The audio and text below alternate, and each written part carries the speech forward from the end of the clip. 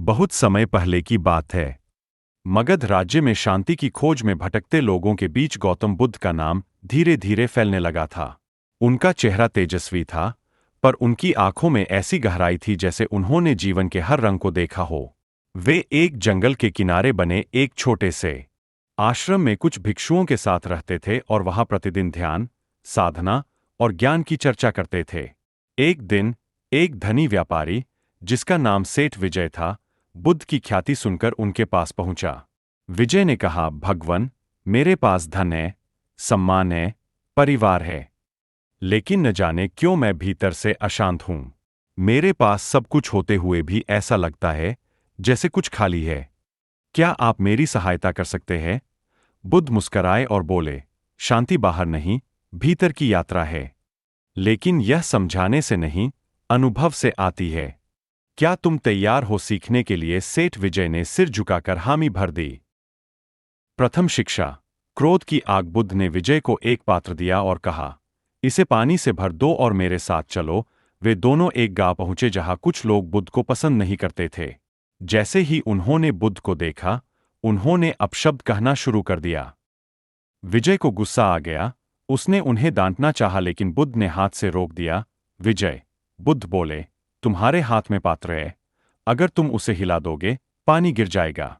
वैसे ही, अगर तुम अपने भीतर के क्रोध को हिलाओगे, तुम्हारी शांति बह जाएगी। विजय ने समझा, क्रोध से पहले मौन जरूरी है, क्योंकि प्रतिक्रिया में हम अक्सर अपनी ही शांति खो देते हैं। द्वितीय शिक्षा, खोखले घमंड का भार। अगले दिन बुद्ध ने विजय को एक भारी पत्थर उठाने को कहा और साथ चलने को कहा। रास्ते भर विजय थकता गया और पूछा, भगवन, यह पत्थर क्यों उठवाया? बुद्ध मुस्कराए, जैसे ये पत्थर तुम्हारे शरीर को थका रहा है, वैसे ही तुम्हारा घमंड तुम्हारी आत्मा को थका रहा है।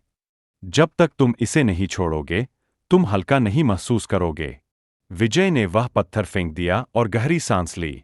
वह समझ चुका था, घमंड केवल बोझ है जो भीतर की ऊर्जा को जला देता है।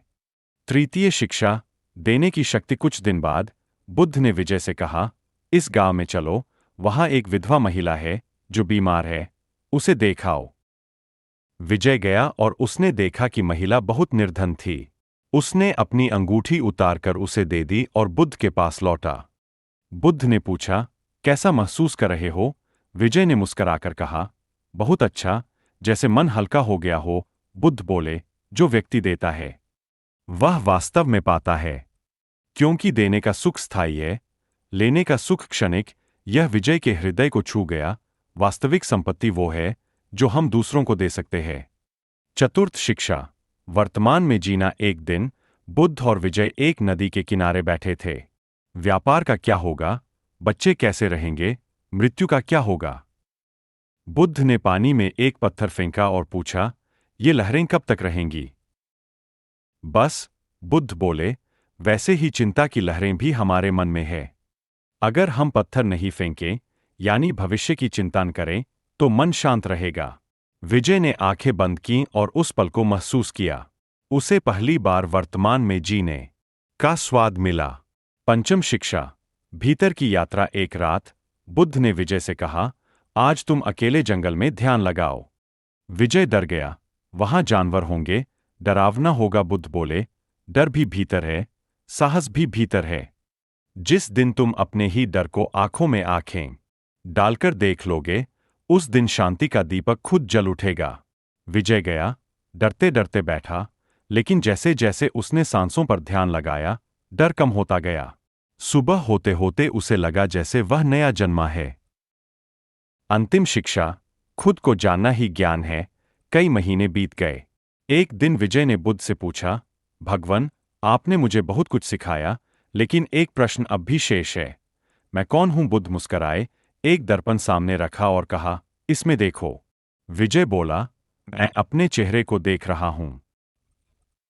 पर जब तुम ध्यान के दर्पण में भीतर झांकोगे, तब तुम जानोगे कि तुम आत्मा हो, शुद्ध, शांत, अजर, अमर। तब तुम सच्ची शांति को जान पाओगे। कहानी का सार, सेठ विजय अब साधारण सेठ नहीं था। अब वह भीतर से जागा हुआ व्यक्ति था।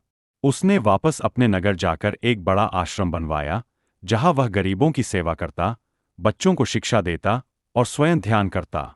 उसने बुद्ध से सीखा कि क्रोध को मौन से शांत किया जा सकता है, घमंड को त्याग कर आत्मा को मुक्त किया जा सकता है, देने में जो आनंद है वह संसार की किसी भी चीज में नहीं। वर्तमान में जीना ही सच्चा जीवन है। डर को पहचान कर ही साहस जन्मता है। आपके लिए सीख इस कहानी की तरह ही हमारी जिंदगी भी सवालों से भरी होती है। शांति, उद्देश्य, डर, गुस्सा, भविष्य की चिंता। लेकिन जब हम अपने भीतर झांकना शुरू करते हैं, वहीं से परिवर्तन की यात्रा शुरू होती है। बुद्ध बनने के लिए जंगल नहीं चाहिए,